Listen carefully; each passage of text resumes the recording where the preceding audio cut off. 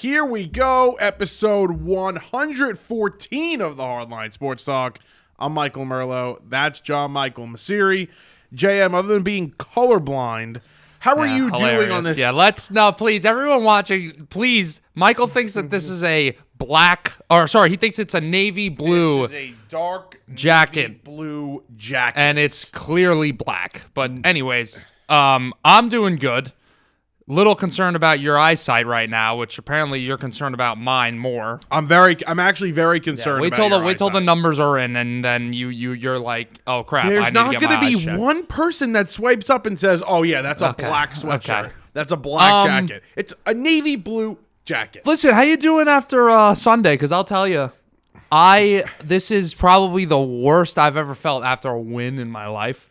That football game. I don't even think it deserves the respect of being called a football game. It doesn't. I've kind of erased it from my memory already.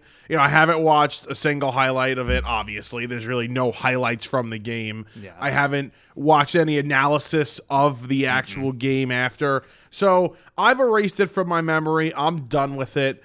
It was truly a waste of 3.5 hours. Yeah, if those who are confused right now, we're talking about the Giants and Jets disgusting MetLife Bowl the other day, where I was away this weekend, and I made it my goal of the day. I was going to be out. I was going to a race. I was going to be out all day on Sunday. Wasn't getting back to my hotel till 9 o'clock. I shut my phone off, all the notifications, tried to block myself out from the outside world just so I could go back to my hotel, go onto my NFL Plus account, and try to hide the scores on the screen and click Jets-Giants to watch the full game. And I did. I successfully went 8 hours without finding out the score of the game. And boy, did I regret it. Because if I had known what had happened just by looking at the score on my phone, I wouldn't have even bothered to watch. Yeah. It was a low-scoring game like everybody predicted. A lot of things did not go, I think, the way many people thought it would. The Giants lose their, backup quarterback or the starter for the day. Tommy DeVito, who attempts a handful of passes, comes into the game. It was truly one of those disgusting games. Negative 8 passing yards? Worst. It was like the lowest of all time. -9. Yes, they had -9. Man, what are we was doing? it actual passing yards or it was passing yards when you mix in the sacks that they took. Yeah. And you add those together. It was a -9. preseason game. It was a freaking preseason game. Yeah, it was not good. The rain didn't stop raining, it looked like. For the people that were actually there, the fans that were actually there, you deserve an award for staying at that game. Maybe ask for a refund or some sort of generous donation from either organization. Just embarrassing game through and through. And the Giants, who sack Zach Wilson with 15 to go or something like that. At that point, it would have been harder for them to lose the game than actually win the game, and they figured out a way to lose the game. Now, so it's actually impressive.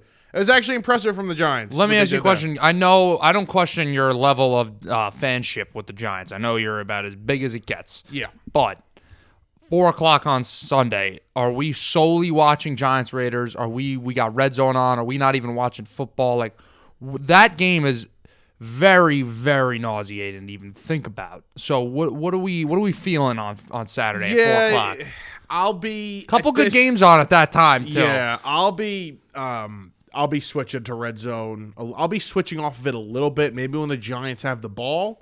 But other than that, I'll be strictly on Red Zone and strictly on Dallas. Wait, you're switching onto it when the Giants have the ball, or off of it when the Giants have the ball? When the Giants have the ball with Jones out there, for a little bit at least, as long as things are going right, I will be switching onto the Giant game just to take a look. Because the way it's been going lately, it would make more sense to switch on to it when the Giants don't have the ball. The defense is great there. They're an entertaining defense to watch at the moment. They were great last week against the Jets. Yeah, so my fandom is, and you know exactly what I'm talking about. When you get later in the season, the team gets bad, you're majority of the time watching Red Zone. Yeah. That'll be me, and I'll be flipping back and forth from Red Zone to the Dallas-Philly game, which is also of major interest in the 425 window, because it's the first time in 2 years that we're getting these two teams fully healthy with their quarterbacks playing. So we'll talk about that one. No Cooper Rush, unfortunately. In a little bit. There's a lot of action going outside, man. This is like some of the earliest we've recorded in a little while during the day. It's like, what, 6 o'clock right now? 6:12. There's a lot. You got people walking by. You got rush hour traffic. We going could have on. fans just Yeah, we sitting could. out there. Some guy stared in as they walked through. So if we're looking to the right, that's why, or to the left in your case. That's fine. The door's locked, I think. I hope the door's locked. But either way, you mentioned the Giants playing the Raiders this week, and we're going to talk about the Raiders as they've just gotten rid of everybody. They got rid of Josh McDaniels. They got rid of their offensive coordinator. They got rid of their general manager. And they're benching Jimmy Garoppolo. Aiden O'Connell, 4th-round rookie, is going to start this week versus the New York Giants. And former Giant Antonio Pierce is going to be the interim head coach. He was a former linebacker. He's on the Giants 07 team that beat the Patriots. So it's a little emotional because Pierce was a vocal leader of that team. A lot of Giant fans remember and love Antonio Pierce. So, oh, yeah, now he's going to try to take away that kind of sucks. Super Bowl run this year.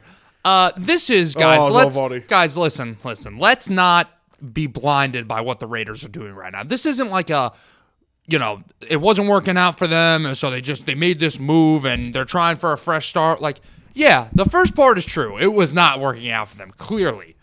The second part is not true, though. They're not trying for a fresh start right now. They have just fully punched their ticket into the Caleb Williams sweepstakes, is what the Raiders have done. I mean, they are going to be awful. They are awful already, and now they're really just saying, all right, interim head coach, Jimmy G wasn't having a good year, obviously, but we're going to throw out some, mid-round pick rookie quarterback to lead us the rest of the way, and we're firing the offensive coordinator. We're just going to be throwing a bunch of stuff at this team right now, and please lose as many games as you can. I tried to check my phone here on my Twitter notifications. There was some, I think, incentive that if Jimmy G reached, I'm going to try and find it in the next few minutes. That's also could be a reason why. They don't have to pay him. Right. I'm not 100% sure. I didn't read the full notification before. They're like the Padres? They're going to have to take a loan out? No, they're not going to have to take a loan out. I can't wait to talk about that a little bit. But, yeah, this is just a complete dumpster fire. I mean, it was funny because when they're sort of staying in the game on Monday night against the Lions, because the Lions just could not put them away for whatever reason. Like, you never felt like the game was, close. Right. But they also were not completely out of it, and they kept getting the football back down 2 possessions. Yeah. You looked at Josh McDaniels, and I just looked at a guy that was defeated and a guy that knew he was losing his job. It comes late at night, which every big-time breaking news story this week has come in the middle of the night for us East Coasters. Yep. But I almost missed the James Harden trade. There were so many tweets that had bumped it down in notifications. I didn't see it till like an hour after I woke up. Oh, really? Yeah. I had turned my phone on to see, and then I was scrolling. I'm like, wait, Harden was traded? And then I finally found it. Like you said, there were just so many tweets. But yeah, the Raiders, it's a dumpster fire. They have been so poorly run for a long time. They have to be one of the worst run franchises. They really are. One of the 3 worst run franchises in football, other than maybe the Bears and the Cardinals. They had a lot going for them too. This brand new illustrious stadium they put together. They moved to Vegas, the hottest market right now for sports teams, and they get Davante Adams basically begging his way to Las Vegas. He took less money to go play with Derek Carr and go play in Vegas, and you have the emergence of Max Crosby. Like, this team has some stars. Josh Jacobs, Davante Adams, Max Crosby. Those are 3 guys who I think were voted at least top 50 on the NFL top 100 list this year. So the star power is there for this team. But, my God, I mean, Gruden and Mike Mayock, that didn't work out. Then they got, I'm going to forget his name right now, Rick Bisaccia, is that his name? Bisaccia. He does an interim head coach job for them, takes them to the playoffs, right? And then they lost first round, but still takes them to the playoffs. And then they let him go to Green Bay. And then they hire Josh McDaniels, who at the time we were saying, what the hell are they doing? Josh McDaniels is an awful head coach. We've seen this before. We know about the Belichick coaching tree, how it basically never works out. And then here we are again, firing the head coach, firing the GM. So it all starts at the top. The ownership is just so bad. It's literally with Mark Davis, the top, like the haircut. It starts at the top. I mean, what the hell is that thing? It is just dysfunction. When you have that, it's just going to reign through the organization. And that's what it's done for years. And remember in 2016, there was a lot of hope, right? Derek Carr was going to be the MVP. Yep. He gets hurt. They go to the playoffs. They lose, fine with the backup quarterback. But there was hope there. And it's just been absolutely terrible for the last few years now. They go to the playoffs with Rich Bisaccia after, just losing your head coach in the middle of the year to a scandal. Yep. He finds a way to get you to the playoffs, and you let that guy go. It's just organizational malpractice. Thank you for bringing up some things that I forgot. Talking about scandals and just like overall bad things. The Henry Ruggs thing. Okay, it's not awful. It's not their No, fault, but I'm saying yeah. the amount of bad attention that has been around this team the past couple of years. Henry Ruggs, Chandler Jones lately, his like mental breakdowns, which is like terrible to see. I mean, I don't know what the hell the NFL is going to do about this. There's just too many guys these days that are just losing their heads. And Antonio Brown, once he goes to the Raiders, it seemed like that was the downfall of his mental health. So I don't know what the hell's going on in Vegas, but like maybe they should figure some stuff out, because it seems like it's like, where careers go to die. Yeah, that's what it seems like. And now, again, you mentioned they're going to be in the market for head coach. Most likely they're going to have a top draft pick. They might have a chance at one of these big-time quarterbacks. That could be enticing for a couple of head coaches, the big-time head coaching names out there. But, you got to get that first hire right. You got to get the general manager hire right, and you have to have ownership just completely stay out of it. That's what most good teams are. The ownership just supplies the money, unless, there's, some rare cases where ownership, knows what they're doing. But for the most part, hire the football people to do their jobs, supply them with the money, and just get out of the way. Yep. That's what Davis has to do here. And his dad was known for being a fantastic owner. Yeah. So it's Daddy shouldn't have handed it down to him, because I don't think it's working out. Yeah. And now they got the Giants this week, and they're actually still favorites, which is against crazy. the Giants. What's funny though? It's like, think about it. Like, yeah, it's an interim head coach. It's, first time he's going to be coaching, and it's a younger quarterback who's now making his second start in the league. But it's like, he probably upgraded a coach. That's how bad of a coach McDaniels was. Well, is Jones playing? Yes. Okay. Well, then, yeah, I don't know. I think that's a little too harsh for them to be favorites for the Giants' sake. I think for the Giants to be underdogs still is a little harsh. I think it's crazy. Yeah. I might take the Giants. I might take the Giants, too. I mean, it's just the rookie head coach, the first-time head coach thing is legit. Yeah. I remember Jeff Saturday took over last year. If they didn't win, they absolutely covered the spread. Did they win his first game? Oh, you know what? I think they did. Or it was a really good game. Yes, it was against the Raiders, and they beat the Raiders in Vegas last year. And everybody thought, oh, of course you're going to take the Raiders. And it was a 4.5 or 5.5 point spread. Right. They won the game outright in Oakland. I don't know why I remember that. Right. It's just gross that I do. Right. But yeah, so now that might be taking me off of them now. Damn it. We'll see. I have no clue what my picks are going to be this week. Let's move on to talk about another really bad franchise, though. We'll see if we disagree here or not. The Chicago Bears traded for... Not wrong on that part. The Chicago Bears traded for Montez Sweat from the Washington Commanders. Okay? Give a round of applause to the Commanders. Yeah. I mean, I don't care what they... all right, you're getting rid of a guy that you're most likely not bringing back, right? He's going to be a free agent. Give them credit. They got a second-round pick from the Bears, and that's going to be, a high second-round pick. Yep. But the Bears could have gotten this guy in free agency. So, sure, you run the risk of Sweat being traded to another team, and then he gets extended right away. But if this guy, let's just say he either does not get traded or he doesn't get extended, you could have had this guy in free agency with your second-round pick, which is a valuable pick. And I understand that, you're not going to pick a guy like Montez Sweat in the second round. There's a chance you could have had both the pick and Sweat. Well, a couple things here.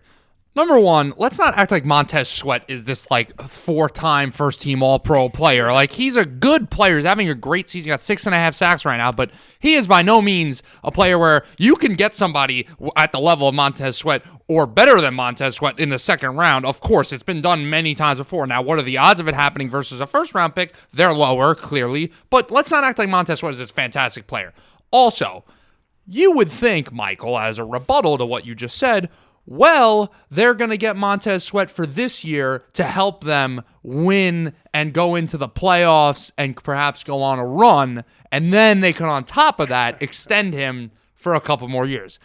The Bears aren't going to the playoffs, so I completely agree. When I saw this, I was like, did they not learn their lesson with the whole Chase Claypool thing last year? I mean, I don't think Sweat's going to turn out to be the disaster on the field and off the field that Chase Claypool was, but Did we not learn to not give up these second-round pick assets in the middle of the year when you're not contending for a division title or the playoffs or anything, really? Like, I guess now the division's wide open, really, because because Kirk Cousins just got hurt, but the Detroit Lions exist, so it's not wide open. So I don't know, like, where are we going here, Chicago? Ryan Poles, please tell me. Imagine where are we if they going? don't extend him. And by the way, that agent has all of the leverage at this point. Yeah. Why would they pay him? First of all, he wants to hit the market. He's going to want to hit the market. So why wouldn't they're going to ask for an overpay from the Bears? Yeah. And the Bears can't say no because they just gave up a second round pick. Now they have all this pressure on them. So now they're handcuffed basically. And they have to pay him. And they had a lot of picks from this trade with the Panthers for Bryce Young, but that doesn't mean you need to just get rid of the picks. Like, you can keep the picks and decide to make smart decisions here. You don't have to. It's not like a hot potato. You don't need to just, I got to get rid of these picks now. That was their own second-round pick, correct? Yeah, it's their second-round pick. What are we doing? I mean, if it was the Panthers pick, it was probably better. But let me ask you this. You don't even know if you have your franchise quarterback still. So you're going to start giving away future assets at this point without even knowing that? I mean, you don't know anything about the future of your franchise right now. No, but let's go get a defensive end who's going to be, I don't know how old, but let's see, I have it right here on Pro Football Reference. Free shout out. He is 27. 27. So he'll be 28 next year.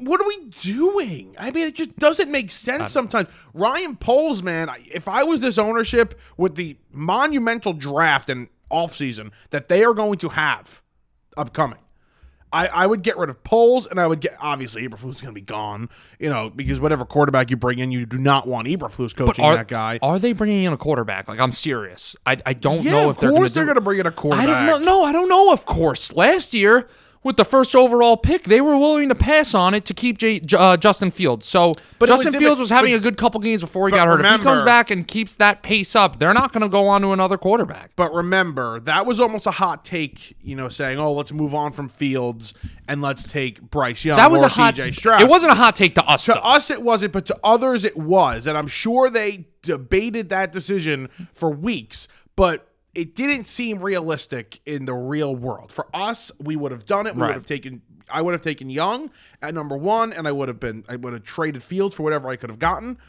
But I don't think that was as serious as a discussion as this would be. Like, they would if they have let's just say they have the second overall pick. Yeah.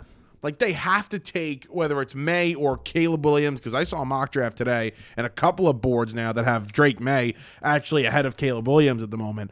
But they would have to take one of these quarterbacks. They're going to take Marvin Harrison most likely because they're going to have, I think, two of the top three. Right. Well, but the Ryan Poles, like, I'm really convinced that this guy just has no idea what he's doing, because what did he do in the offseason? We talked about, they made all these signings at the line. They got TJ Edwards and Tremaine Edmonds, thank you. They invested all this money in the linebacker position to improve the defense, and we're like, why are they putting all the money into the linebackers when we know these days that linebacker is not the most important position on the defense anymore, like it was a couple years ago. This defense went from like 29th to 28th this year. Like, there is no improvement in the defense. Big improvement. So where are we going here? The team is basically the same thing this year. Like, it still sucks. I don't know why you keep DJ Moore is the only thing that is like a improvement for this team. You're asking questions and like you're genuinely like confused, and I'm not. They're a poor run franchise that are just going to be stuck in the mud for years and years and years. That's all they are. And we know what poor run organizations look like that are stuck in the mud for years and years and years. We are fans of franchises that have done that, and mine looks like they're going back into that. So it's going to continue. The cycle is going to continue for them. And I can't talk about the other defensive end that was traded to the 49ers, Chase Young, third round pick. And by the way, you could point out a casual when they are like, oh my God, Chase Young got traded for a 3rd-round pick. Yeah. Like, first of all, the guy's been injured. Second of all, the Commanders didn't even pick up his 5th-year option. Yeah. That's why he's a free agent at the end of the year. Okay, and he really hasn't been the same player. He's having a good, solid season, but he's not really the same player that he was out of college. He's very much been a bust so far. He Yes. has been a bust in turn because he hasn't been able to stay on the field at all. And then when he is on the field, he's playing at a, he's got 14 sacks in 34 games. That's really not good, guys. He's having a good season. He's having a good season, but we were throwing all the expectations out there for Chase Young coming out of college. He was the first defensive end off the board. He's how he treated Nick Bosa. He's how he treated Jadeveon Clowney, Myles Garrett. I know those 2 guys I just listed were first overall picks, but what was Chase Young? Top 3? He was the second overall. He was a second overall pick. He was picked over Andrew Thomas. He was picked over Tua, Justin Herbert. Yep. All these guys. Yep. Isaiah Simmons, who was a gigantic prospect coming out. So, hasn't been great so far, but I'm sure the Niners are going to find a way to use him. Well, that's the thing. In a good way. I don't want to get burned here. That's my next statement. If there's any team that's going to get the best out of this guy, it's going to be San Francisco. Right. And add him to an already stacked defensive front. He might really look like a big-time player and then get paid because of that because he is a free agent and it'll end up being a bad It's kind of like the effect that we saw with those guys like Leonard Floyd and Dante Fowler Jr. when they went to the Rams when Aaron Donald's drawing all this attention from these guys, allowing these defensive ends to get one-on-one opportunities and, get more open looks to the quarterback because they're sliding the protection to Aaron Donald all the time. And Leonard Floyd honestly got like a contract off of it with the Buffalo Bills because of that. So I could totally see Chase Young playing well for them, actually. Yeah, I'm not saying he's a bad player. I'm saying I could totally see Young not only improving because of that, but then throw on top of it, like we said, the Niners being the organization that they are and the defense they've been for years and years. Totally could see him performing close to that draft pick. I don't think he's going to come out and start getting a sack a game, but I could see him finishing double digits by the end of the year. And it's funny, the Commanders get a 2nd and a 3rd round pick for those guys on expiring contracts. And the Giants, who did pay a lot of the Leonard Williams contract, get a 2nd round pick this year and a 5th round pick next year for Leonard Williams, who... Listen, Leonard Williams has been a solid Giant. He's having a pretty good year. A better Giant than a Jet, I'll tell you that. Yeah, and if you look at advanced stats, he's having a better year than people think. Everybody goes, 4 sacks in 2 years. So what did you trade for? No, it's not what you got to look at. Williams has been a really good player. Giants got a 2nd and a 5th. Now, they're paying all of that contract, but still, for an older guy who was paid, and you probably got to pay again, a 2nd-round pick. That's a decent amount. The Giants did well there. Any other trades you saw? We want to talk about the 49ers quickly. Any other trades you want to talk about? I want to talk about the opposite, the trades that didn't happen, the ones that we were expecting to happen, and it just never worked out. I mean, obviously, you got the Vikings, got Dobbs. That's that's a solid. Relax. That's happy for Dobbs. Solid, yeah, for them. Right, happy for him to continue getting starting opportunities. Although, is he happy that he's got to move again? Probably not. Probably not. But I'd be happy if I was, going to continue being a starting quarterback in the league. Arizona. Yeah, exactly.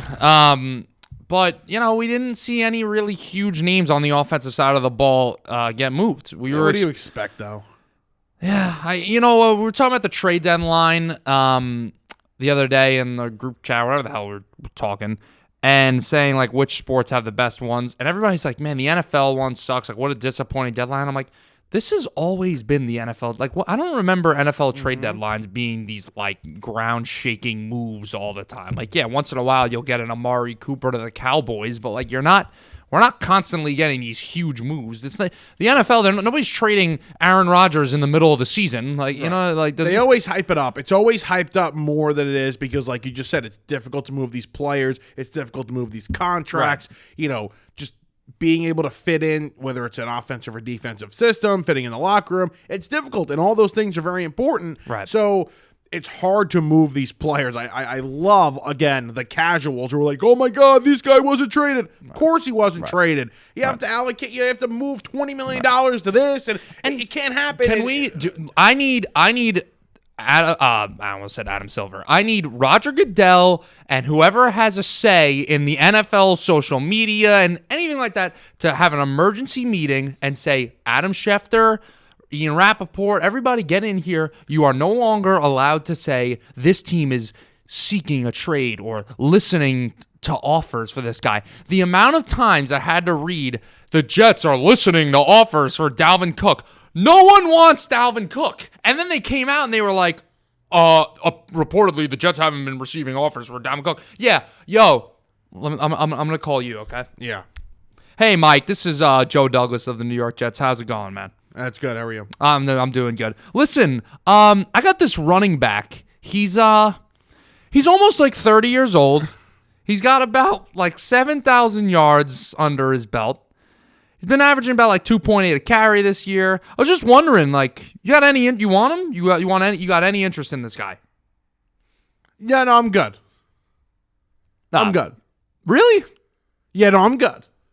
I don't need it. Okay. You know what? No, Click. I think that's how every conversation must have gone for Joe Douglas. I don't think that. In all seriousness, I think there were some teams that were probably somewhat interested. I don't know about the running. What are you going to get for the guy, though? I don't know. Nothing. But it's just you move off of him, you know? But I can't believe that he also is upset about it because it's like, what do you expect? Breece Hall comes back. He looks fantastic now. He's fully healthy. You really think we're going to take carries away from him just to give Dalvin Cook his $6 million money's worth? Like you flip the 6th and the 7th and you trade for him. A running back needy team would have done it. They could have done it. I don't think it's stop with the flipping the 6th and the 7th. It's more. It's like ceremonious at that point. There's no point. Yeah, you got to get the pick. You got to get the pick back. What? Is that a word? Ceremonial. Yeah, no, good thing you know how to speak English. Anyway, the San Francisco 49ers, 3 straight games they've lost after we thought there was a chance that they could have went undefeated or at least close to going undefeated. Yeah, I was thinking the same thing. By the way, ceremonious is a word. Just looked it up. Yeah. Apparently this shirt is not. Yeah. Blue. Yeah, people are blind. Yeah, so everybody's saying that the shirt is black, but you're the only one that thinks it's blue, but everybody else is blind. Well, you're blind, and it was over the phone, so it's different. Right, so we can't see what it looks like in okay, person. cool. Keep the excuses coming. So yeah, I'll make a list. It is. Yeah, Niners. What the hell is going on over there? Purdy starting to fizzle out here. I mean, he's had some injuries and stuff, but I'm not impressed. Yeah, I'm not impressed, but I also think, and we could go back to the Viking game, right? I think that was a little overblown. He's without his left tackle. He was without Debo. Before he got hurt, he was playing pretty well in that game. There's a lot of crazy things happened in that Monday night game 2 weeks ago. Last week, they weren't great. I don't think the whole team was great, but this is part of my point when I say I'm not ready to give the verdict on Brock Purdy until he's in a high-pressure situation. That doesn't necessarily mean it's high pressure is he's got to be in the fourth quarter down by a touchdown and has to will his team down the field. Another another reason for saying he needs to be in a high-pressure situation, how about a high-pressure situation is you're missing your left tackle or you're missing your best wide receiver. And other quarterbacks who are respected as best quarterbacks in the game can overcome those things. Brock Purdy isn't going to be able to overcome that. So what are the odds that this Niners team is at full strength in a playoff scenario, in a Super Bowl scenario? They're at full strength, and Brock Purdy just needs to keep doing what he's doing, staying in rhythm, playing within the offense, and that's it. The odds are so slim to none. Yes, but I think we need to chill out with the expectations a little bit. Because, sure, there were people anointing him, but I think it was pretty clear that he was not in that class of, obviously the top quarterbacks, and even Lamar and Lawrence and those guys and Hurts. I don't think he was in that sort of class. I think he was probably knocking on the door of the Goffs and the Prescotts and the Cousins of the world. But there are high expectations for this team, though. Yes, and I now understand the quarterback expectations could be tempered, but the team is led by the quarterback, and there are high expectations for this team. Well, now let's talk about the team because things aren't going right. They did not look great at all versus that Cincinnati Bengal team. But got the bye. It's 3 straight losses. Sure, there's reason to worry. They're not even in first place anymore. Yeah. Chill out. This team's going to be just fine. Did you see this stat the other day, by the way? Look it up if you can. All right, I'll look up Niners stat from the other day. The exact record. I think it's going into the fourth Oh, quarter. I saw this. Yeah, he's one in. Kyle Shanahan, yeah, is 1 please. in Yeah, 31. let me finish no, my I stat. actually know what it is. You're just I think I saw it on the thing. I got it. Yeah, all right? maybe let me finish all the right, stat. Black Jacket, just chill over there. Kyle Shanahan's 1 in 31 when he's down by 3 or more points. Oh, I was going to get it wrong. I thought he's number 1. Well, there you go. See, no, he's never won when it's 7 points or something like that. But 3 points or more. Oh, no. I saw 31. 8 points or more. He's never won. So we had the numbers wrong. 8 points or more. He's never won. Okay. Well, now the stat is just, who cares at this point? What do you mean? What do you mean? It's completely different. Because you're just ruining it. No, I'm not. I saw 8 points. That's what I was going to bring up. I wasn't going to bring up your little... After you buffered for a minute, that's what you were going to bring up. Your Thank you. little 3 points. you. Yeah. Don't give a rat's ass about 3 points. I know that brain's a little slow considering with the jacket color thing. I know it takes a little while to process. Yeah, please. Let's move on to some of these games we got this weekend. Enough of the San Francisco 49ers, who are going to be just fine, okay? And they'll stroll into Philadelphia and kick the crap out of them. Their ass kicked. Oh, I can't wait to see that line for that game. I'm hammering the Birds. Yeah, please. He's a Birds fan. He's a diehard Birds fan. Oh, the revenge for the NFC Championship game last year. And they're going to get steamrolled like they would have gotten if Brock Purdy had super strength that game. Never mind getting hurt. It doesn't matter. They would have won that game. Typical Eagle fan. It's what I got to deal with. I got to deal with a Jet, Eagle, Yankee fan here. I got to fight it. Once in a while, the bird, the wings just It's start absolutely wild what I have to deal with sitting here. All right, a lot of games, a lot of great games this week, including the Cowboys and the Eagles. We'll start, though, in Germany. Yeah, the Deutschland. The Dolphins and the Chiefs. This is just an insane matchup. One of the two best teams here, two of the best teams here in the AFC. I'm pretty pumped for this. Now, gotta wake up. Got to wake up at 9:30 to watch it, but yeah. You should be up. I'll be up at 9 o'clock. I'll be ready to go. I'll set the alarm for 9 o'clock. I know this isn't the betting show, but under? Because I don't know. I'm looking right now. 51.5, I believe, over under. And I know that this is like everybody's going to, oh my God, take the over. Whatever it is, take the over. But might be a little sneaky under here considering. Oh, yeah, no, I love it. Unders have been the play in the NFL. Yeah, I might take it. I love it. 50.5. You got every casual. Sorry. We're at, just in terms of going into the game now, we're at a point in the AFC right now where we don't really see this at this point in the season where you have every team is 6-2 that's atop their division right now. And we're still waiting for a team to, we know the Chiefs are the Chiefs, but we're still waiting now for the real contenders of the AFC to show themselves, right? You have the Ravens, the Jags, the Chiefs, and the Dolphins. And then, of course, you have your emerging teams like the Bengals, who aren't emerging compared to their history, but in terms of this season, got off to a rough start and are coming back now. The Bills are on a little bit of a rocky road, but we're still waiting. Who's going to show themselves to be the biggest threat to the Chiefs? If the Dolphins come out and win this game, which they're not going to, but if they do, that's telling you something. Yeah, the Dolphins have been kind of painted as frauds here, I think. They haven't Tua hasn't beaten anybody. Days.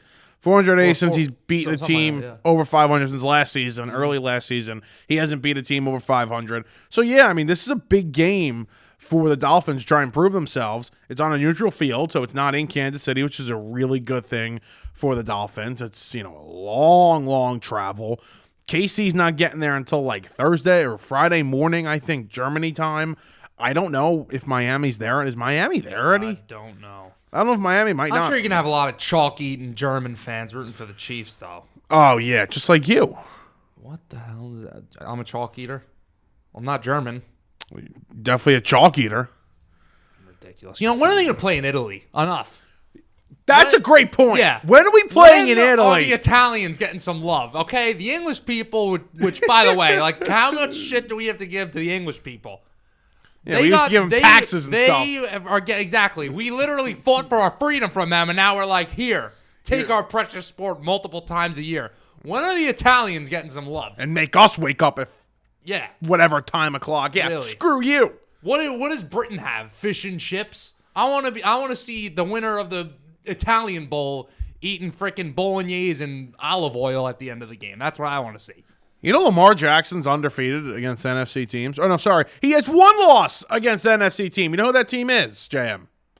I'm gonna guess it's the Seahawks. The New York Football Giants are the only team he's lost to in the NFC.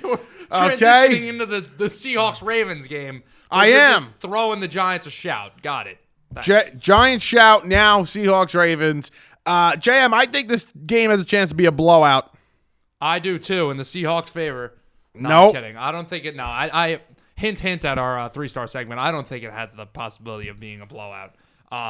I like Ravens are a weird team. Ravens are a real weird team. The Seahawks are having a nice. Is being elite being weird nowadays? Because that's an elite football Okay, team. what over did there we in talk Baltimore. about right before the Lions-Ravens game a couple weeks ago? We said the Ravens are weird. They had just lost to the Pittsburgh Steelers in a gross matchup. They looked like crap. We were waiting for the Ravens to show themselves as a Super Bowl contender, considering I think did the both of us take them to go to the Super Bowl? Yes, we did. Yeah.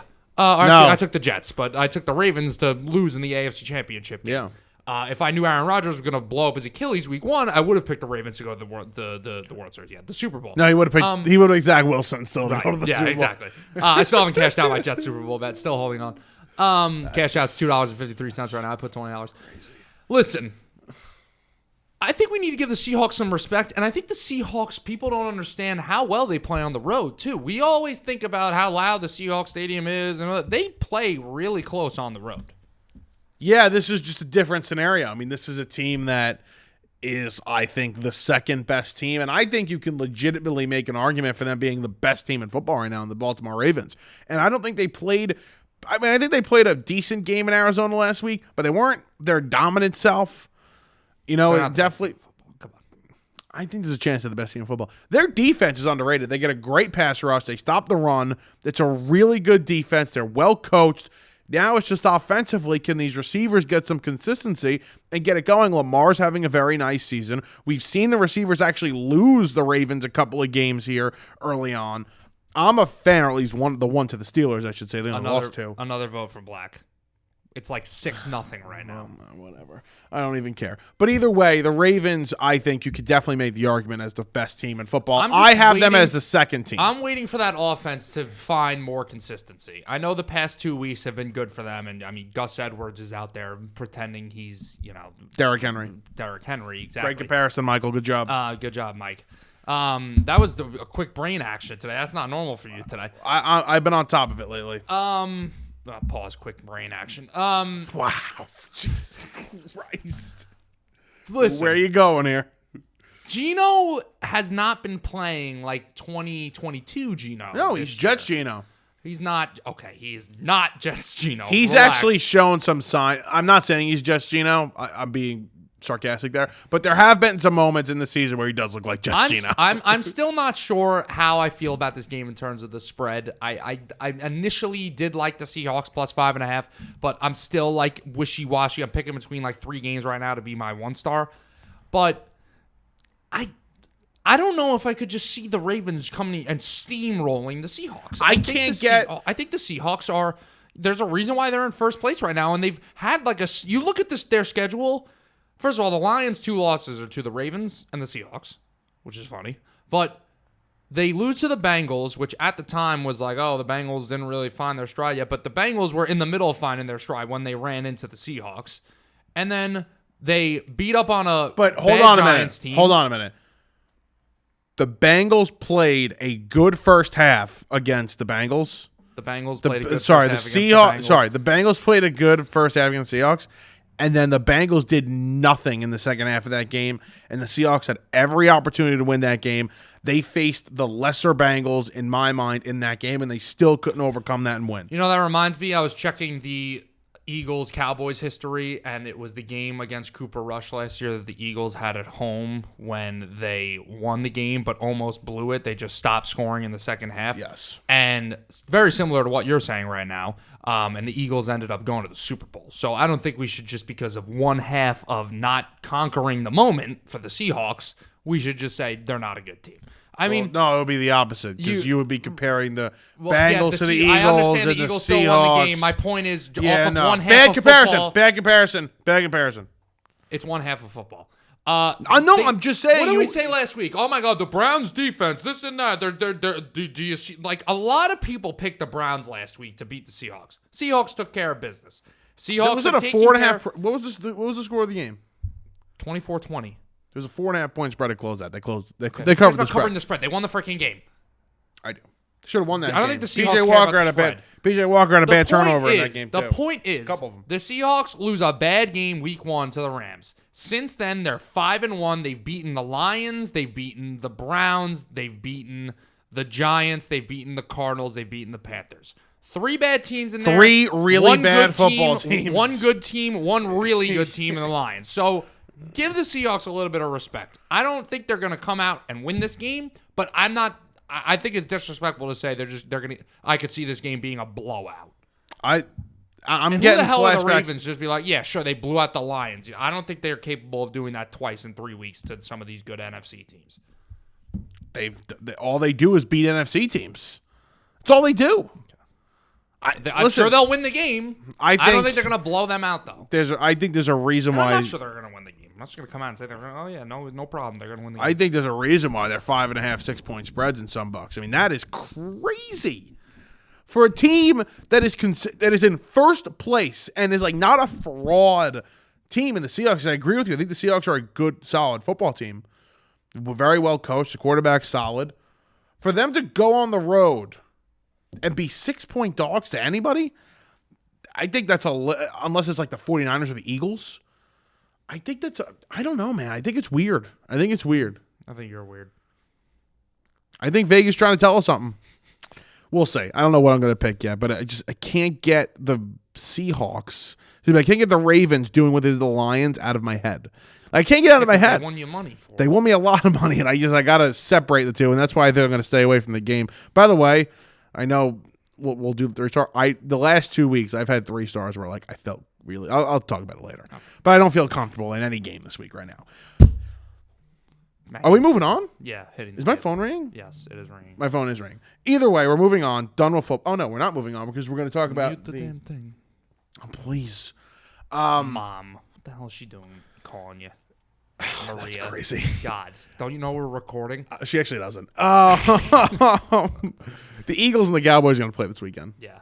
They are. Like 100% they're going to play. Oh, thank you. Yeah, no, they're going to play. They're going to play in Philadelphia. It's going to be on Fox at 4:25. All right, go, it's going to be a real like it's actually crazy. Like it's actually nuts. Like you got to chill out. Like I don't sit here and go like go Pats, go Bills. You like, kind of do go Pats a lot. You like the Patriots. I do like the Patriots. Yeah. Lost me more money this weekend. Anyway, they're going to play this weekend. And this again, like I mentioned at the top, this is the first time that they're going to play each other full strength. You mentioned before Cooper Rush played for Dak Prescott in Philly last year. And then in Dallas, it was Gardner Minshew against the healthy Cowboys. So this is the first time where these two teams are elite. And they have their quarterbacks somewhat healthy. I know Hurts has that knee injury that he stormed off the press conference and cried.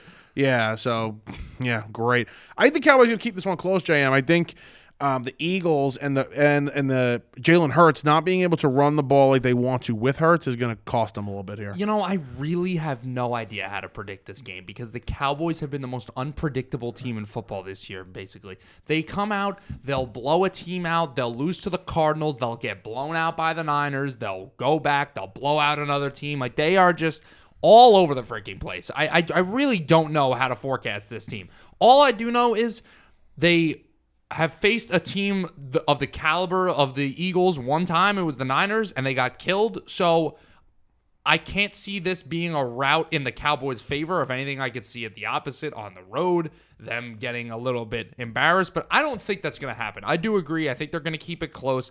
I think that Dak is going to show a little bit of promise this week because last week he had a great game against the Rams, throwing it all over the place. CeeDee Lamb had an amazing game. So I don't think this is going to be a Dak versus San Francisco type scenario here where he's got the ball and doesn't know what the hell to do with it, and it just seems like anytime the ball leaves his hands, it's going to get intercepted. I can't see, especially with the way that this Eagles secondary has played this year. They have dealt with some injuries, but yeah, I think we kind of get our hopes up a little bit. And we'll say, oh, this is going to be a great game, or this is going to be a great game. And Dak and the Cowboys just can't show up to the moment. They can't live up to the expectation of playing the really good team that they're facing. Yeah. I'm scared this is going to happen because it's like, well, don't be an idiot. Like, don't pick this team. Like, they always falter at this moment. but at the same time, it's a good defense. You know, the Eagles, like, they're 7-1. They might be the best team in football, and it's crazy to say, but they haven't really looked like themselves. Like, Hurts is not running the way he should because of the knee injury, and you mentioned the secondary. The secondary has had problems this year. They've been banged up. I kind of feel like it's a good spot for the Cowboys, but at the same time, they just beat up on a bad team. They have the confidence now going into this game. Philly, almost lost to the Commanders for a second time this year. Almost lost to them again. Yeah.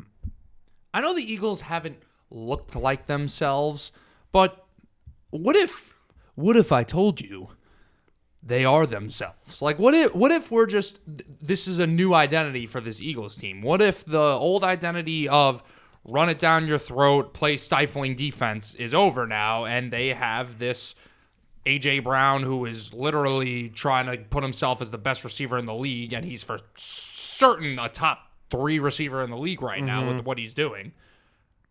What if this is just the new Eagles now? Well, I think last season, I'm definitely guilty of this. You have to look at it. Last season was probably not the Eagles. Like that, they played an easy schedule. They blew teams out. They were incredibly lucky in terms of injuries. So that probably was not the Eagles. You're right. This probably is the Eagles. And Nick Sirianni was asked a question like, how do you feel about, winning, uglier this year? And he's like, this is ugly. And he's probably right about that. So they're not as dominant as they were last year. You could definitely say that. But, I guess it's a different year and you're facing tougher opponents. We would joke about it. Oh, the Eagles play nobody. Like, believe me, my team played a similar schedule. It was a really easy schedule last season that the Eagles played. Okay, so we really have to take that into account here when we're talking about, kind of what they faced compared to this season where they're playing a first-place schedule and they're facing tougher divisions. Right. And we're going to see all right, they got Cowboys, Chiefs, Bills, Niners, Cowboys, Seahawks. That's 6 games in a row of some great teams, other than the Giants on Christmas. How dare I forget that? Merry Christmas, Michael. Here's a 40-0 loss. That's funny, right? I think it's hilarious. This is now we're getting into the gauntlet of the Eagles season here, and to be honest with you, I can so easily see them winning at least 4 games through this stretch. I think they're going to go 500 here. That's my prediction. This is the toughest. Let's do it real quick. This is the toughest 6-game schedule anybody has to go through this year. Yeah, let's real quick. They're gonna beat the Cowboys at home. All right, I'll give you that. On the road against the Chiefs, they'll lose that one. They're 1-1 in my mind. All right, they'll lose that one. Home against the Bills. I think they're gonna win that one too. They're gonna win that game. Home against the Niners. They're gonna win that game. I think they're gonna lose that one. That's the one that I'm like, for this stretch is ridiculous. 2-2. I say they won that game, so I'll give them 3-1. Then I say they lose to Dallas on the road. Agree. They're 2. With Dallas. I'm at 2-3. Okay, I'm at 3-2, and then they'll beat the Seahawks on the road. That's where I get to 3-3. And I'm 4-2. Okay, so there you go. And then obviously Christmas Day is a loss. And then so I'm basically saying the Eagles are going to be 14-3 because then they got Giants, Cardinals, Giants. Maybe week 18 they bench their starters and 13-4. Yeah, I think they're 13-4. That's probably what that's probably what the record is. So they're same old Eagles. Like they're that's a 1 seed base. They're gonna get the 1 seed. I think. Yeah, they're probably gonna get, especially with the way the, this is a great topic that we don't have time for today. The Lions. I think the Lions are gonna end up being the 1 seed. Because the schedule is so easy the rest of the way. It's not a bad take. I actually believe that the Lions are going to get the 1 seed. But we'll see. The NFC runs through Ford Field. It's wild. You got to look at the schedule. Look at the schedule quick. Okay. It is so easy the rest of the way. I think their toughest game might be the Chargers. And that's coming up after the bye. Yeah, they're on bye. Then Chargers. Oh, my God. Chargers, Bears, Packers, Saints, Bears, Broncos, Vikings, Cowboys, Vikings. The one have game they not played their division yet? They still have to play the Bears twice. They have to play the Vikings twice. But they've only played the Packers once. That's the only division game they played so far. Yeah, so they're going to sweep the Bears. With the what Kirk a cakewalk schedule this team has had, though. Oh my God. With the Kirk injury, they'll They'll sweep the Vikings, so they're 4-0 division. The Packers are an absolute joke that shouldn't even call themselves an NFL franchise at the moment. But you talk about them at another time. What a joke they are. That's coming from losing money perspective. What a joke that team is. And Jordan Love, let's give him a 2-year extension, please. Yeah, they're gonna be the 1 seed. But that's another discussion for another day. We got to move on here, because we do want to talk a little NBA. We do want to talk a little baseball. But Bengals, Bills, I think we're going to talk about that in the gambling show, so let's save that. But that should be a really good game. And I think the Bills here are just so banged up. The quarterback is keeping them afloat at this point. They trade for Rasul Douglas, but defensively, they just have suffered so many injuries. It's like, what can they do? It's probably nothing at this point. Like, they're just going to be like a team that probably limps in if they get into the playoffs. Yeah, I think the door is kind of closing for this team this year. We'll see in the future what happens. And, I know this is a hot take to some people to just write them off right now, but you look at the way the team plays, and then we already had concerns about them with their offense, they're so one-dimensional, and they run it all through Allen. And now that the defense is suffering these injuries, and the offense continues to have these problems, and Josh Allen bangs up his shoulder the other day, and he didn't practice on Wednesday. It still looks like he's going to play on Sunday anyways against the Bengals, but I expect the Bengals to win the game. I expect them to be 4-4 after this game. And from that point on, they're not in an easy division. The Dolphins, I'm sure, are going to be a handful to play on the road. They've had their struggles against the Jets. Wait, who do you expect to be 4-4? The Bills. They're 4-2? No, they're 4-3. Or they're 5-3. So they'll be 5-4. Yeah, I was going to say. So I'm sure that bye week, they're begging for it because they could really use it. And I don't believe it's for a while. I think that it might not be like a week till like a week 13 bye or something like that for the Bills. We're just pulling up these schedules like nothing right now. We should just have every schedule open. Thank God for the internet. When do you see a break in dates? Yeah, I got it. Don't worry. Oh, yeah, it's after the Bills game, which is week... The Bills put... yes. 9, the Bills 10, 11, 12... The Eagles game, yes. Week 13 bye. Week 13 bye. Mm-hmm. So, we'll see. But, yeah. And all right. Jets-Chargers, game of the week, obviously. Yeah, please. Jesus Christ. All right, NBA time. The Satan of basketball, James Harden, has found himself another home. He's now with the Clippers, who might be the most unlikable team in the league. Yeah. Could be possibly the most unlikable team in the league. LA strip club revenue has just skyrocketed out of nowhere. And 3 a.m. Domino's orders have gone through the roof. I've heard some people, specifically people in like that root or just Philadelphia sports fans, that have actually said, "Oh, I could be a 76er fan again." Like, this guy has turned so many people off from their teams, from the sport.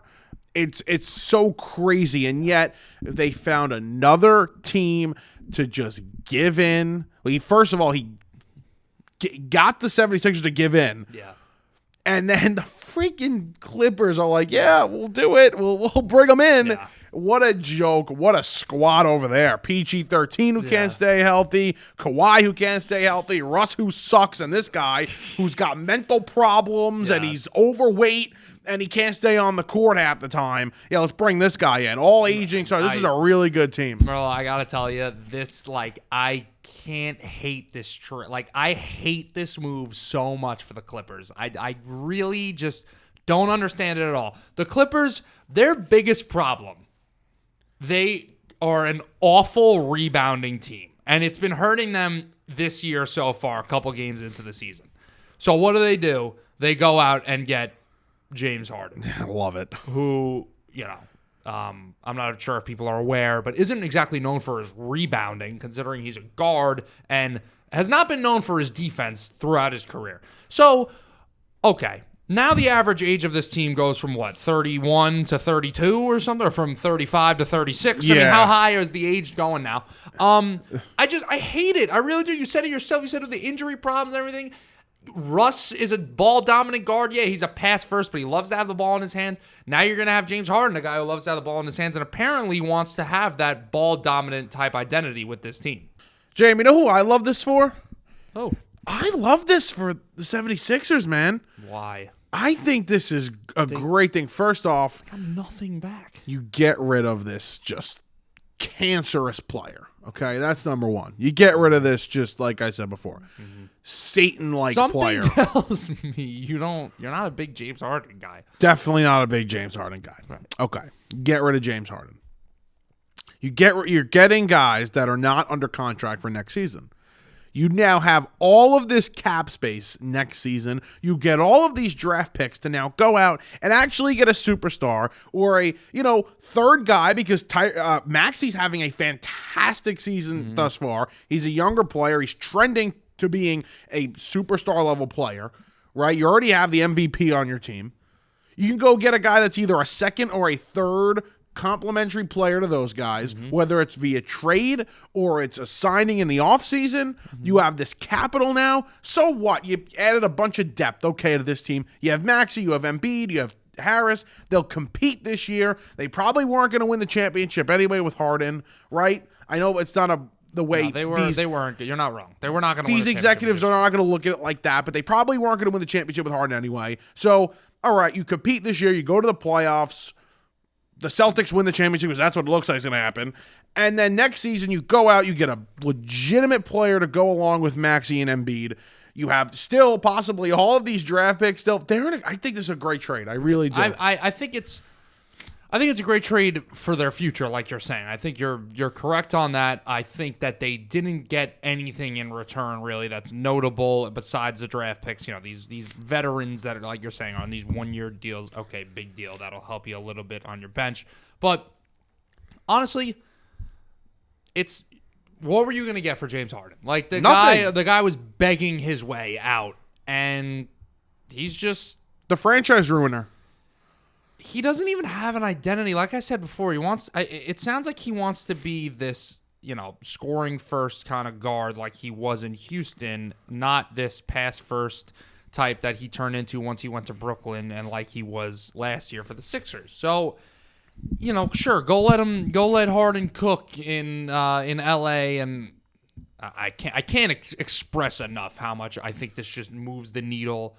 Not even an inch for the Clippers. I really just think they're going to be mid as hell now. When Harden was, kind of changing his way, and we spoke about that when he was in Brooklyn, even last year, we became the point guard, the facilitator, and he could also score. We all know he could score.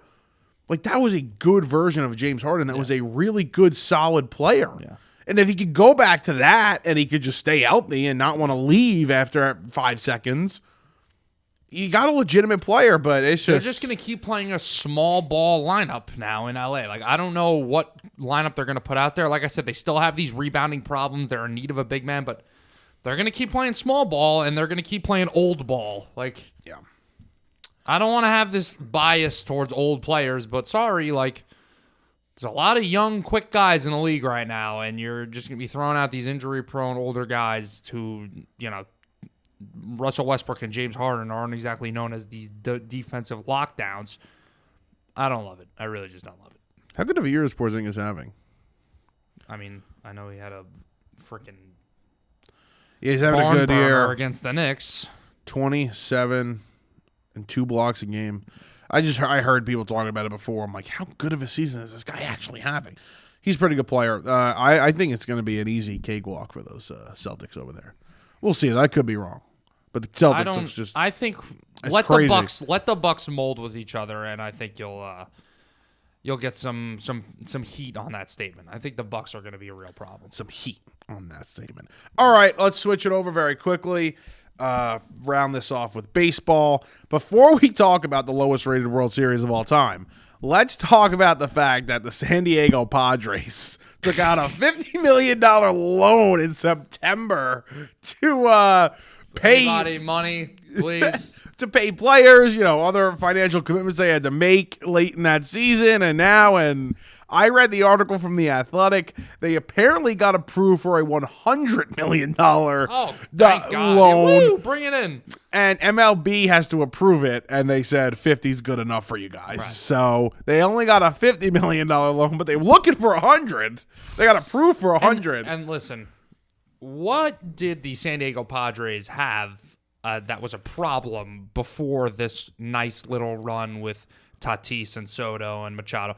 They had very low attendance, and they did not have a lot of buzz around their team, and were known as being a smaller market baseball team. So if you trade Juan Soto, and if this situation blows up like it seems like it is inevitably going to, I would imagine that the attendance is going to go down, and all this revenue that you're getting from ticket sales, from marketing, from jersey sales, whatever, is going to keep going down. And that $50 million loan is going to get a little harder to pay because the Padres aren't known for being rich exactly. Well, their owner is a billionaire, and he likes to spend money, right? And he did so. He, spent a ton of money on these really good players, and, it was well received. They sold the second most tickets out of any team this season, even though at times it looked like a disastrous season and ended up being one. But even with all of that and the revenue that they get and, being a smaller market team, it just comes back to bite them in the ass. And now they have this major problem where they can't pay some of their players. It's actually hysterical. Later in the season, they spend all this money, and to think that they were going to pay Aaron Judge $400 million. Okay, they were going to do that. Remember, that was going to be. It wasn't officially offered, but it was like, we'll give you $400. Right. Until his check bounces. And then he's like, what the hell's going on? What's going on here? And this is all AJ's little, toy, AJ Preller's fault to, I think the owner's name is Seidler, something like that. And, Preller just spends the money, and that's what he's They're done. Done, man. Soto, Soto's gone. They're going to have to trade Soto now. I mean, and by the way, like I had said it, a few months back. Like, I think he'd be a Met, Philly, or a Yankee. I think it's a stone cold lock. He's going to be a Metropolitan or a New York Yankee. Like, no doubt about it. One of the two. He's going to be playing in New York next year for whatever franchise. As long as it's not in my division, I don't give a rat's ass. Yeah. But I'd like him to be. You guys have enough corner outfielders in that division, I think. Yeah, we're good. Yeah. Let's take him. Let's put up a corner outfielder to go against Acuna and Harper and whoever else. Yeah. And Jesus Christ, it was him for how even long. Jorge Soler's throwing his name in the mix now. I mean, what the hell? God, man, what the hell? Can we get our hands on one of these guys, please? And we might have a chance to do so. So that would be really cool. But yeah, let's talk about the World Series now because, man, this thing is we're recording right now before Game 5 starts. It's 7:23 right now. So Nathan Eovaldi will take the mound against I don't even know who, and I probably should know who. What? Zach Gallen. Oh, Zach Gallen's pitching tonight? Yeah. I didn't know. I honestly didn't look at the pitching matchup. I just knew that Eovaldi was pitching. He's most likely going to end the series tonight. Right. But we've seen this team be so resilient throughout the entire postseason. Going back to the series even Game 4, they almost came back down 10-0. They ended up making it close at the end, 11-7. And to blow the game in Game 1, where you basically had it won. You won Game 1. Yeah. To come back and do what they did in Game 2 was very impressive. Yeah. Essentially, they won 2 games because, you go into the bottom of the 9th with 1 out, and then Seager ends your life. It's over half of their wins have been comeback wins in the postseason. Well, they are a resilient bunch. And the fact that they've made it this far already. Like, the Rangers are a surprise also, but the Rangers have the payroll. The Rangers have the talent. Like, it's not a huge shock to see the names on this roster and see that the Rangers are in the World Series and up 3-1. But the fact that the Diamondbacks have even made it this far is amazing in itself. And if I'm the Diamondbacks, I know, we were just talking about the Padres and talking about these organizations that maybe, were known for being small market teams and never as, like, those big threats to sign free agents. Sure. But the Diamondbacks and the Orioles are 2 teams this offseason that should be throwing their names out there with some of the big free agents and saying, why don't you come play for us? I'm sure they could pony up the money after these, great postseason runs. The Orioles just won 100 games. The Diamondbacks made it to the World Series, and who the hell knows? Anything's possible. They could still win the damn thing. So go spend the money. Please. Make the small market proud. And stop losing players to teams like the Mets, the Yankees, and the Dodgers. It's like right now you just got to spend around the talent that you're not paying right now to then go win that championship with some of these smaller market teams. The Padres tried to act like the Mets and the Yankees and the Dodgers, and that's not going to work when you just don't have the same revenue that these teams do have. So, and just billionaire owners. speaking of spending money in free agency and maybe it working out, Corey Seager, man. Yeah. I mean, do you watch him and get pissed off or no? oh yeah. So I have a friend. You? I have a friend who's a Rangers fan, and he's actually going to the game tonight, I believe. And Shout out your friend. yeah, shout out Dan. And I was telling him, I'm Hope you like, lose. by the way, thanks for signing Corey Seager, because every time I watch him, I'm like, that guy should be a Yankee, and Yeah. it's true. I mean, he is amazing, and he's 29 years old. Like, how often do you get a free agent shortstop who was in his mid-20s with a good track record already, a World Series MVP, a beautiful swing, pop in his bat, all these great things, and you know he could work out long-term because you know his freaking brother made a living out of it playing third base. You know he can move over to third base. I don't think it was such a slam dunk when they gave him 10 years, $225 million. I mean, you got to remember something. The guy had injuries. The guy was Yes, banged up I'm not saying it was the lot. most obvious signing of all time, but now the way that it's turning out to be, you saw the potential when he got signed anyways. I mean, yeah, he was, He was it great was a when they risk. signed him. This wasn't like a, wow, Corey Seager got $300 million. No. Like, he was having a great career to that point. He had never had a season where he hit 26 home runs or more, and now it's because he never played more than 157 games in a year. The only time he played more than 140 was once. He played 134 in another. He was always hurt, always banged up. Right. I liked Seager. I thought he was a perfect fit for the Yankees, but let's not sit here and say, like, oh my God, this was an absolute slam dunk, no doubt about it. He was going to be a superstar. Well, with now Texas. it is a slam dunk Yes, that they it have him on is. the team, and he's gonna probably get another World Series MVP. Yeah, I think he's going to win it. I think If he's he gonna has a good, if they close it out and he has a good game, or if he doesn't go 0 for 4 or 4 strikeouts, he could even do that and even maybe still win it. But he's got 3 home runs in the series. He's got an OPS over like a 1,200. He's incredible. He really is. He's a great player. I think they close it out tonight with Evaldi on the mound, who's just nails in the postseason, man. He is great. So we'll see him tonight, Zach. Undefeated on the road. Yeah. I would really love to know if that's ever been done in MLB postseason, that a team went undefeated on the road. Well, we're going to find out if they win tonight. Yeah. Otherwise, no, if they don't win tonight, then we're not going to know because, they would have lost and not be undefeated on the road. I'm rooting for the D-backs. I mean, I'm rooting for them because I hate Scherzer, by the way. Good job getting hurt. This is too much, though, But- the Scherzer hate thing. Like, at this point, to be like, oh, I'm rooting for the deep. Like, Yeah, bro. just You let it guys, go, you guys bro. still Let curse it Jose go. Altuve's name, and he That never is even so played for different. your team. That is so different. He I never- have so many reasons to hate Jose Altuve. And I have so many reasons to hate Max Oh Scherzer. my God, this is ridiculous. Please stop this take right No, now. Please no, cut absolutely it off. not. Jose Altuve hit a walk-off to end my team's season. And I've seen the Yankees lose to the Astros 4 times in the playoffs in my life. Max Scherzer came over, blew a postseason game for you guys, got traded and said some comments about the organization, and you're like, oh, that's the same thing as Jose Altuve, who was part of the biggest cheating scandal we've seen in baseball history since freaking shoeless Joe Jackson. Please. What's worse for your hand, okay? Taking a is gonna be so firecracker and putting it in here and then closing it and having the firecracker blow up. Or just a firecracker blowing up near the hand and possibly damaging it a little bit. The firecracker blowing up in the hand is worse, okay? I think we'd all agree, Yeah. right? What does this have to do with this situation? Please. Altuve's out here. He's not from within. Oh my God. Scherzer beat us down from within.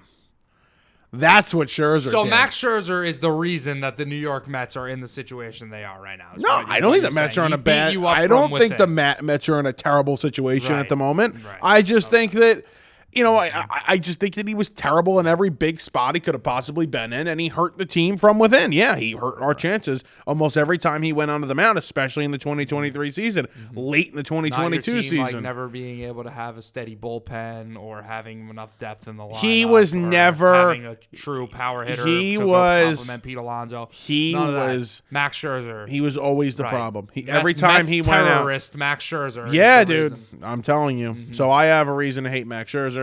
Altuve, get the hell over it. Because I'll be over it after the season ends. I'll be done. I am That's okay. it.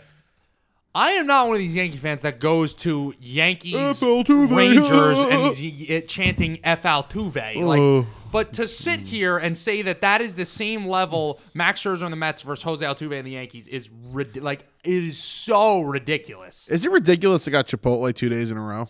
No, that's fine. Is it? I've done that multiple times, All I'm sure. right. I kind of feel gross a little bit. I mean, I had a nice bowl, a little steak in it, but, a little gross. All right, that's going to do it. We'll see who wins this World Series tonight, and next episode we'll be talking about that, and possibly do the Mets have a new manager? Whoa. Yeah, is it going to be I can't wait to start Craig talking Count? Mets again, yes. I actually can't wait to. We're going to have such a great... This is going to be a big offseason for the New York Mets. I can't wait. It's the best time to be a Mets fan, the offseason. Exactly. Every time you win. Hey, at least I can admit it. Because your franchise doesn't win any time. Your franchise loses in the regular season and the offseason. So, well, at least I have some 30 winning. years without a World Series, thanks. Yeah, okay, yeah, good. When's the last time you were at one? Yeah, that's what I thought. All right, that's going to do it. Episode 1. Ridiculous. No, I meant like in the World Series, not at one. Okay. I wasn't at the other one yeah. either. But yeah, haven't been there since 2009. We were there in 2015. Okay. All right, anyway, that'll do it. Episode 114 in the books. Look out for the gambling show, which will come out this weekend. Very excited for that. Otherwise, we're good.